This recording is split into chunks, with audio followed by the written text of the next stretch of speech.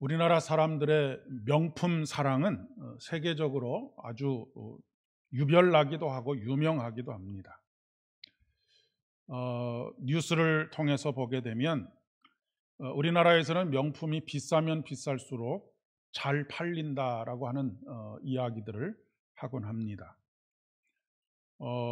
작년이었던가 한 해에 한 명품 그 업체가 4번에 걸쳐서 그 가격을 올린 적도 있다고 할 만큼 우리나라는 세계적으로 그 명품 업체들의 공이라고 하는 그런 비아냥을 들을 만큼 명품 사랑이 대단합니다. 샤테크라고, 샤넬을 말하는 것이겠죠. 샤테크라고 할 만큼 그것을 사기만 하면 그 가격이 얼마 후에 또 올라가서 차액을 오히려 중고인데도 불구하고 차액을 얻을 수 있을 정도라고 하는 이야기를 합니다. 보통 오픈런이라고 하죠. 그 명품관에 일찍 하루 전에도 가서 서 있기도 하고 노숙을 하기도 하면서 명품을 사면 몇 개월 후에 한 20% 정도가 그 당장부터 명품을 사는 그 순간부터 한 20% 정도 웃돈을 붙여서 팔 수 있을 정도라고 그렇게 이야기를 합니다. 우리나라 1인당 명품 한 해 명품의 소비 액수가 어느 정도 되느냐면 약 한 43만 원 정도 된다고 합니다. 한 사람이 전 인구 5천만 명이 1년에 43만 원씩 쓸 정도로 그렇게 많이 산다는 것이죠. 1년에 한 22조 원 정도가 된다고 합니다. 명품을 사는데 사용하는 그런 돈입니다. 그런데도 불구하고 늘 들고 나갈 가방이 없고 입고 나갈 옷이 없는 것이 또 사람들의 삶이 아닌가 싶습니다. 명품을 사고 입고 하는 것에 대해서 비아냥거리거나 또 나쁘게 이야기할 의도는 전혀 없습니다. 중요한 것은 명품의 가치에 걸맞는 그런 대가를 지불하는 것이 중요하겠죠. 가치에 걸맞는 것 이상의 것을 지불하는 것은 거품이라고 이야기할 수가 있겠고, 그 거품을 감수하고 사는 것은 허영이다라고 그렇게 이야기할 수가 있겠습니다. 좋은 것을 좋은 가치, 좋은 값어치를 주고 사는 것은 비난할 일이 전혀 아니지요. 그러나 그것이 그만한 가치를 가지고 있지 않음에도 불구하고 그것을 지불한다라고 하는 것은 그것은 허영에 불과한 것이다 라고 그렇게 이야기할 수가 있겠습니다. 얼마 전에 그 세계적으로 크게 문제가 된 하나의 사건이 있었지요. 이탈리아에 있는 명품 업체 중에 하나인 디오르라고 하는 그런 명품이 있습니다. 이 회사만 연관된 것은 아니고요. 저는 잘 이름도 들어보지 못했던 명품들인데 조르지오, 아르마니, 로로, 피아나까지 이런 명품들이 어떻게 만들어졌느냐. 본래 명품이라고 하는 것은 그 장인이라고 하죠. 수십 년 동안 그 일을 해왔다든지 아니면 몇백 년 동안 어떤 가문에서 어떤 회사에서 장인들이 그것을 만들었을 때 그것을 명품이라고 이야기할 수 있는데, 그렇지 않고 요즘 그 디오르라고 하는 회사가 시급 4,000원을 주고 주로 중국에서 온 그 불법 이민자들, 불법 노동자들을 고용을 해서 그 제품들을 만들어냈다라고 하는 그런 이야기입니다. 그것은 명품이라고 이야기할 수가 없겠죠. 장인이 한 땀 한 땀 바느질을 했다든지 아니면 다른 어떤 작업을 했다든지 하는 것이 아니고 겨우 시급 4,000원짜리 아주 미숙한 전혀 숙련되지 않은 사람이 만들어낸 그런 것에 불과하다라고 하는 그런 이야기입니다. 우리나라 시중에서 팔리고 있는 3,200만 원짜리 에르메스 버킨백의 원가가 140만 원 정도라고 하니까 얼마나 폭리를 취하고 있는지 이런 것들을 우리가 잘 알 수 있습니다. 사람은 나름대로 가치를 부여한 것을 위하여서 시간을 사용하기도 하고 돈을 사용하기도 합니다. 앞서서 언급했던 것처럼 명품의 가치를 부여하고 또 그것에 돈을 아끼지 않는 사람들이 꽤 있습니다. 그림도 마찬가지고요. 또 자녀 교육에 모든 것을 다 거는 사람들도 있습니다. 우리나라의 자녀 한 명을 키우는데 1세부터 그러니까 태어나면서부터 18살까지 키우는데 들어가는 돈이 3억 6,500만 원 정도가 든다고 합니다. 어마어마하지요. 그것에 얼마나 가치를 두고 있는가라고 하는 것을 보여주고 있습니다. 명품을 사는 것도 세계 1위고요. 또 이렇게 자녀 양육비도 세계 1위입니다. 어떤 사람들은 덕질을 하는 데에 돈을 아끼지 않는 사람들도 있습니다. 그러니까 어떤 장난감을 사는데 아니면 누구를 좋아해서 그 사람을 만약에 가수 같으면 그 사람의 스티커 하나를 사는 데에도 굉장히 많은 돈을 투자해서 그렇게 쓰곤 합니다. 어떤 사람에 대해서 이 사람이 어디에 가치를 두고 있는지를 알 수 있는 좋은 그런 그 툴이라고 할까요? 그것이 뭐냐면 그 사람이 어디에 시간을 많이 사용하느냐 그리고 어디에 돈을 많이 사용하느냐라고 하는 것을 보면 이 사람이 어디에 중요한 가치를 두고 사는구나 라고 하는 것을 보여줄 수 있습니다. 근데 여기서 더 중요한 것은 시간을 어디에 많이 쓰느냐 하는 것이 훨씬 더 가치를 더 두고 사는 것이다 라고 그렇게 생각이 됩니다. 왜냐하면 시간은 곧 생명이기 때문에 그렇습니다. 시간이 흘러간다라고 하는 것은 생명이 그만큼 줄어들어가는 것인데 그 시간을 어디에 많이 사용하느냐 하는 것은 이 사람이 가장 가치 있게 생각하는 것이 무엇이냐. 지금 여기 나와 계시는 여러분들은 무엇 때문에 나와 계시는 것입니까?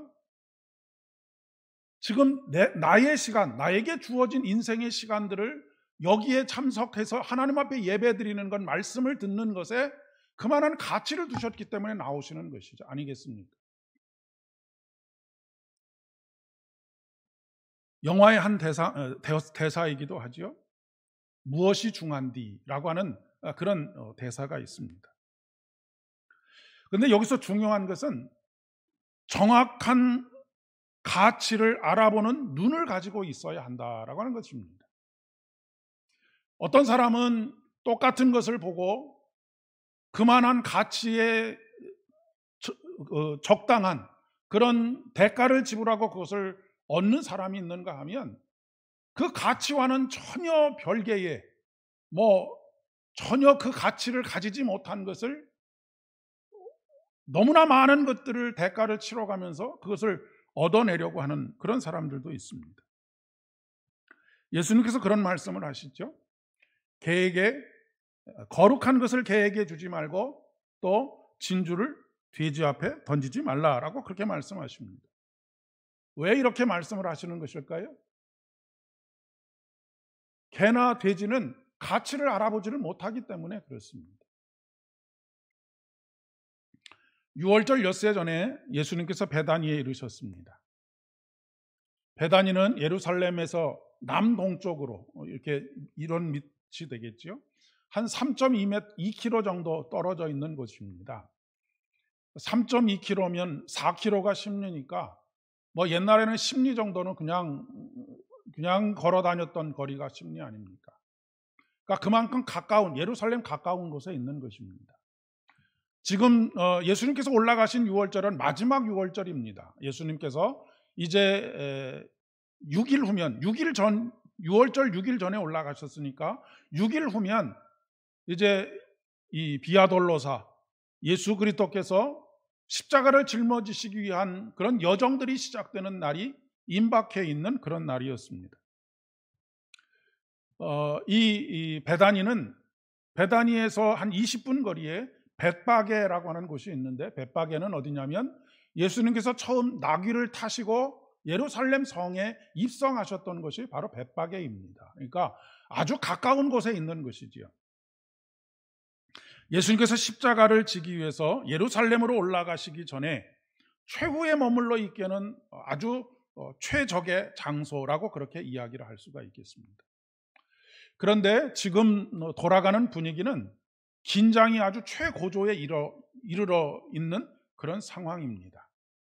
그런 상황 속에서 베다니에 있는 나사로의 집에 지금 예수님께서 머물러 계십니다. 우리는 그냥 나사로의 집에 가셨나 보다, 평소에도 나사로하고 가깝게 지내셨으니 그 집에 가셨겠지라고만 생각할 수 있는데, 오늘 말씀에 보면 그 나사로가 어떤 나사로냐면 얼마 전에 예수님께서 죽은 자 가운데서 다시 살리신 사람, 그리고 그 사건을 통해서 바리새인들과 율법학자들과 제사장들과 많은 사람들이 이제 정말로 본격적으로 예수님을 잡아 죽이겠다라고 그렇게 아주 바쁘게 움직이고 있었던 그런 상황이 있는 그런 상황입니다.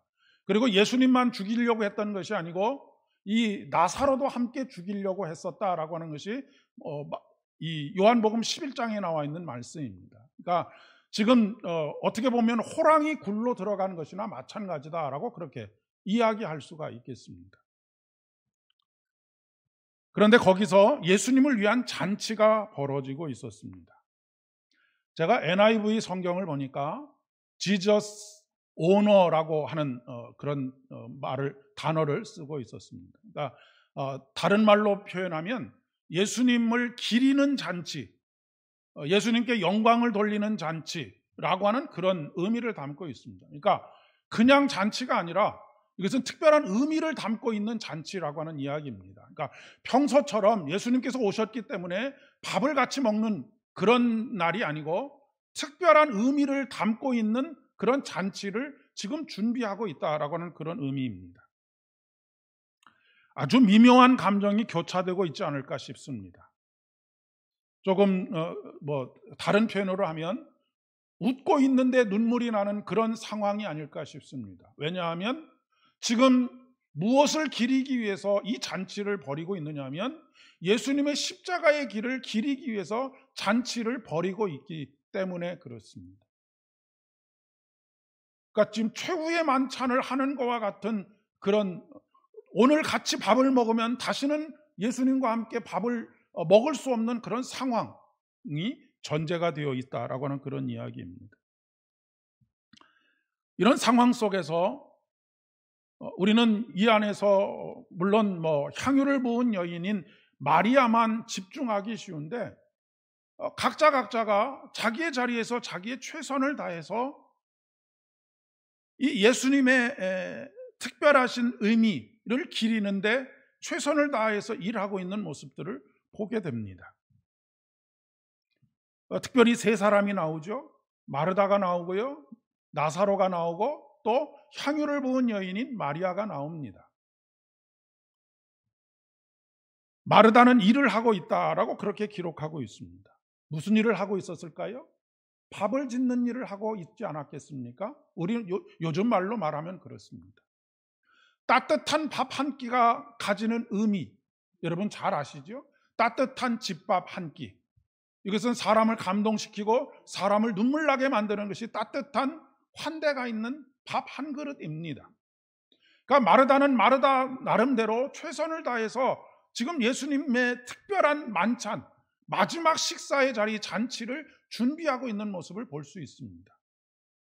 그리고 나사로는 예수님과 함께 앉은 자 중에 있더라라고 그렇게 기록하고 있습니다. 저는 이것을 따뜻한 환대라고 그렇게 표현해 보고 싶습니다.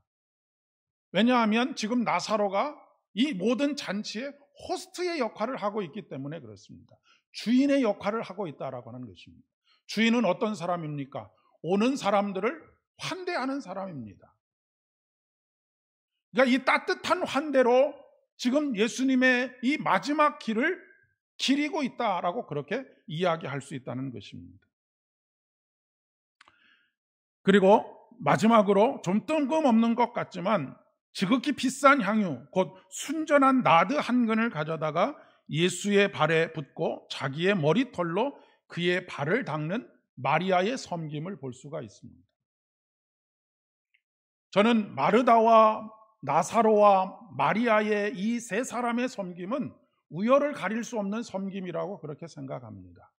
왜냐하면 각자의 자리에서 자기가 할 수 있는 최선의 것을 지금 함으로 인해서 예수님의 마지막 잔치를 기리고 있기 때문이다라고 그렇게 생각합니다.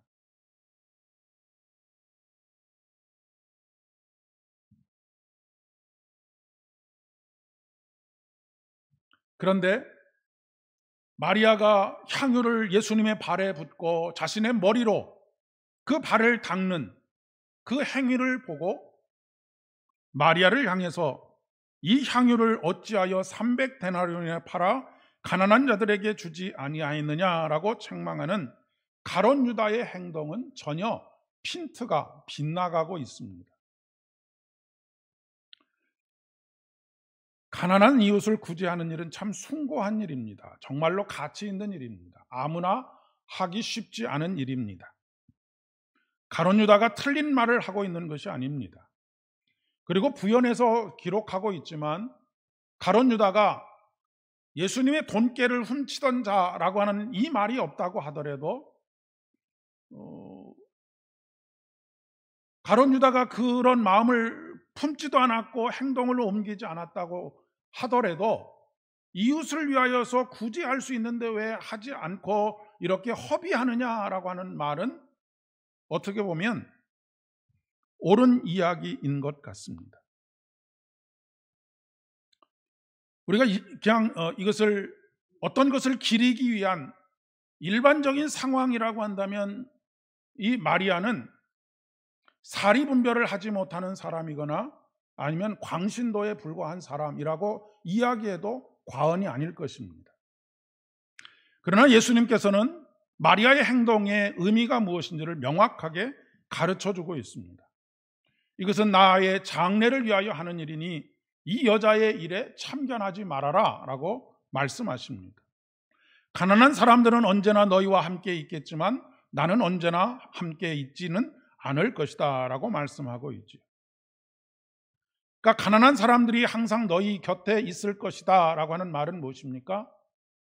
다른 때 지금 특별히 예수님의 가시는 그 길을 기리는 그때가 아니라고 한다면 나드 향유 한 근 이것을 팔아서 가난한 사람들을 구제하는 것이 옳은 일이다라고 하는 그런 이야기를 하고 있는 것입니다. 예수님의 장례를 준비하는 사람과 그렇지 않은 사람의 차이라고 이야기할 수가 있겠죠. 그 차이는 십자가의 은혜를 깨달은 사람과 깨닫지 못한 사람의 차이라고도 이야기할 수가 있겠습니다. 여러분, 이 세상에 십자가의 사건만큼 위대한 일이 어디 있습니까? 그만큼 숭고한 일이 어디 있습니까? 그만큼 가치 있는 일이 어디 있습니까? 이것은 다른 이야기를 하는 것이 아니라 기독교 신앙의 본질이 어디 있느냐라고 하는 것에 대해서 이야기하고 있는 것입니다. 여러분, 교회는 무엇입니까? 교회는 생명을 살리는 곳입니다. 교회는 살리심을 받은 사람들의 모임이 바로 교회입니다. 교회에서 여러 가지 프로그램도 하고 행사를 하는 것 참 좋습니다. 구제를 하는 것, 섬김을 하는 것 참으로 가치 있는 일이고 반드시 해야 할 일입니다. 그러나 이 모든 행위가 생명의 사건과 관통되지 않으면 그러한 것들은 빛을 잃고 말아버리는 것이죠. 반대로 예수님께서 가시는 그 길을 기리는 일, 그리고 그것을 통해서 생명을 구원하는 일이라고 한다면 나드 한 근이 아니라 나드 100근을 거기에 쏟아 부어도 결코 아깝지가 않다라고 하는 그런 이야기입니다. 이것이 바로 생명의 소중함입니다. 신촌에 있는 한 대학병원에 가면 한 번 치료를 받는데 5천만 원이 들어가는 중성자 치료기라고 하는 것이 있습니다. 그 치료를 받으면 몇 가지 암에 있어서는 아주 탁월한 효과가 있다고 합니다. 만약에 그것을 통해서 한 번 아니면 몇 번에 걸쳐서 나을 수만 있다면 5천만 원이 문제겠습니까? 1억 원이 문제겠습니까? 5천만 원이면 지금 나드 한근 300데나리온 한 일꾼의 1년 동안의 품삯과 5천만 원은 웬만한 기업체의 월급이라고 그렇게 이야기할 수 있을 것입니다. 십자가의 사건은 한 사람을 살리는 것이 아니고 온 인류를 살리는 사건입니다. 인간으로 인해서 저주받은 모든 피조물들을 탄식 가운데서 구원하는 사건이 바로 십자가의 사건이지요. 최고의 가치 있는 일을 위하여서 최고의 가치를 쏟아붓는 것, 대가를 지불하는 것이 무엇이 문제냐라고 하는 것을 말씀하고 계시는 것입니다. 오히려 우리가 가지고 있는 문제는 무엇이냐면 최고의 가치 있는 일에 최선을 다하지 않는다라고 하는 것입니다. 그리고 최고의 가치를 가지지 않은 일에 최선을 다한다라고 하는 것에 문제가 있는 것이지.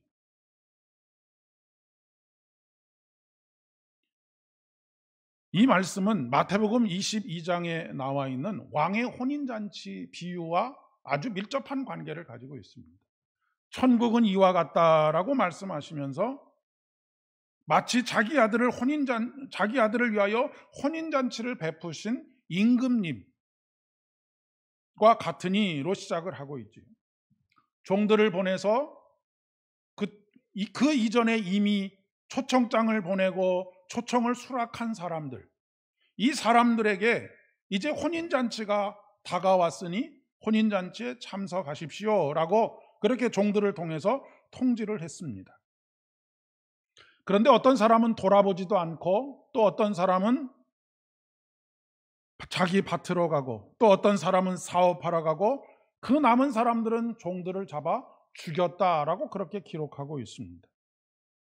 이 사람들의 행동이 무엇 때문에 이런 행동을 했겠습니까?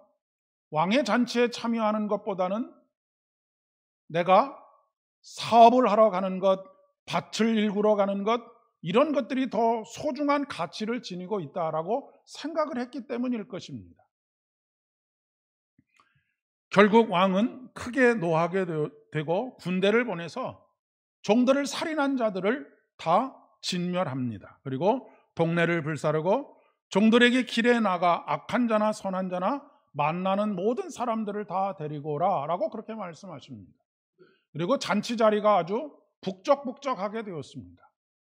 그런데 이 왕이 뭐라고 이야기를 하느냐면 예복을 입지 않은 사람들은 쫓아내라 라고 그렇게 말하고 있습니다. 여기서 말하는 예복은 무엇이겠습니까? 예수 그리스도의 십자가의 은혜로 말미암는 보혈의 거룩한 옷을 입지 않은 사람들을 말하는 것입니다. 이것이 바로 생명을 주는 가장 존엄하고 가장 가치 있는 일이라고 하는 것, 그것을 가장 잘 상징적으로 드러내고 있는 사건이 바로 나드 한 근을 예수님의 발에 붓는 사건이라고 하는 것을 말하고 싶어 하시는 것입니다. 이 향유를 부은 여인의 사건을 어떤 관점에서 바라보느냐라고 하는 것이 중요하다는 말씀입니다.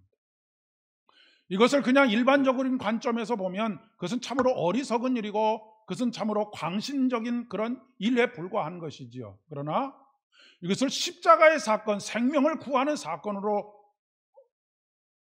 관통하여 본다고 한다면 이처럼 소중하고 가치 있는 최고의 정성을 들인 일이 이 세상에 존재하지 않을 것입니다. 예수님의 잔치는 곧 혼인잔치와 같습니다.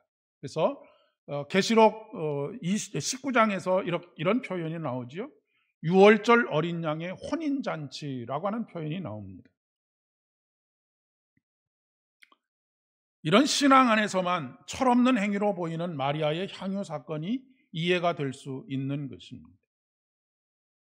인류 구원을 위한 예수님의 죽음에 최선의 예를 바치기 위해서 1년치 노동자의 연봉에 해당하는 향유를 붓는 일은 전혀 이상한 행동이 아닌 것이 되는 것이죠.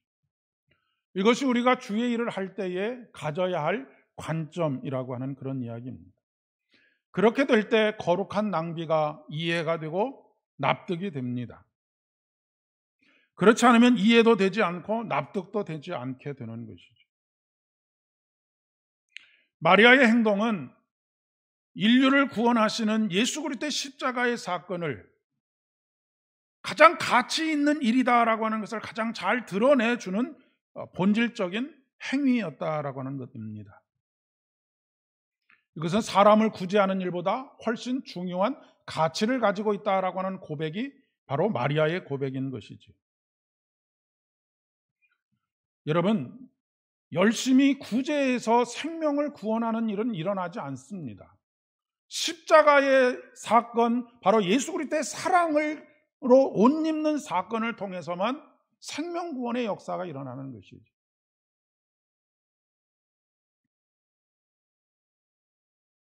우리가 명품을 사면 일시적으로 만족을 얻을 수 있고 남들 앞에서 꿀리지 않는 그런 면이 분명히 있습니다. 그러나 정말로 중요한 것은 마리아와 같이 마리아의 영혼을 흔들어 놓는 어떤 사건, 그 사건을 우리가 만나보고 경험해보고 직면해 보았느냐라고 하는 것이 중요한 것이죠. 우리의 영혼을 다 흔들어 놓아서 내가 죽어도 좋아, 내가 가지고 있는 모든 것을 다 쏟아부어도 좋아라고 말할 만큼 그것은 내 가슴을 뛰게 만들고 나로 하여금 몰입하도록 만드는 그 어떤 것을 경험해 보았느냐? 그 어떤 것은 무엇이겠습니까? 바로 생명입니다. 그것이 바로 십자가인 것이죠. 이 십자가를 경험함으로 말미암아서 마리아에게는 새로운 영혼의 영적인 눈이 띄어졌고 새로운 인생을 살게 된 출발점이 된 것입니다.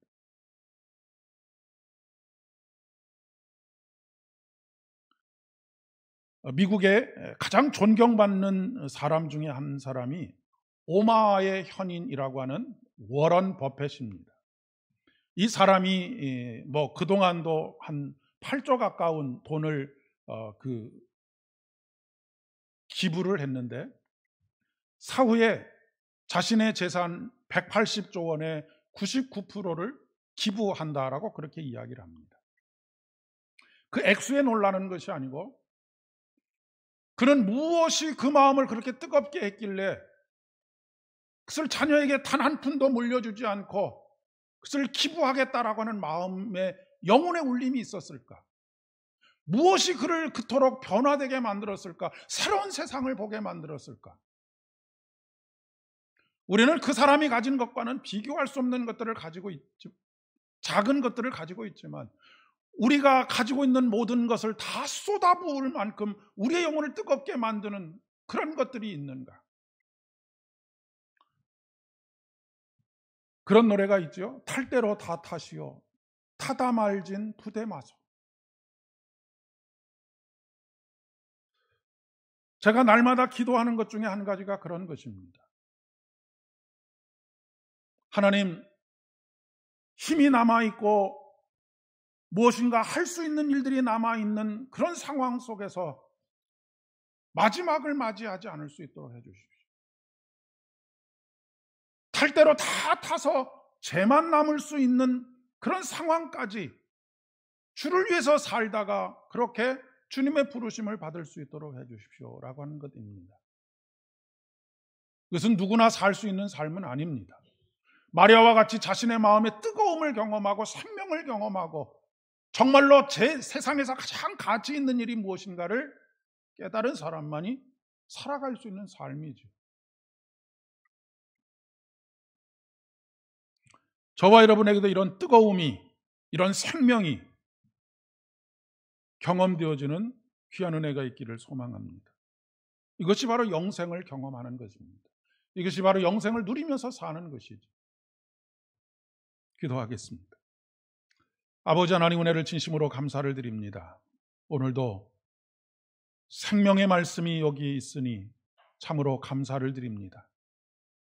말의 영혼을 흔들어 놓았던 그 생명의 역사가 오늘 우리의 마음을 흔들어 놓을 수 있기를 소망합니다. 아버지 하나님, 가치 있는 것, 진정으로 가치 있는 것을 발견하지 못하고 가치 없는 것들에 가치를 부여하고 그것을 위하여서 우리의 시간과 돈을 사용하는 어리석은 인생 되지 않게 하여 주옵시고, 인생의 진정한 가치와 생명의 가치와 예수 십자가의 가치를 우리로 하여금 깊이 깨닫게 하여 주셔서 그것을 위하여서 타다 남는 인생이 아니라 탈 대로 다 타버린 인생으로 그렇게 우리의 인생을 하나님 앞에 올려드릴 수 있도록 은혜를 더하여 주시옵소서. 이제는 우리 주님 예수 그리스도의 은혜와 아버지 하나님의 극진하신 사랑하심과 성령 하나님의 위로하심과 교통하심이 오늘 마리아와 같이 영혼을 흔드는 그 말씀을 경험하고 그 생명의 신비와 십자가의 은혜를 경험함으로 새로운 영적인 세계가 열려지고 진정한 가치 있는 것을 위하여서 살고자 하는 마음을 품기를 소망하는 사랑하는 모든 성도님들의 머리 위에와 가정과 일터와 사업장들 위에, 우리 삼보교회 위에 이제로부터 영원까지 함께 하옵시기를 간절히 축원하옵나이다. 아멘.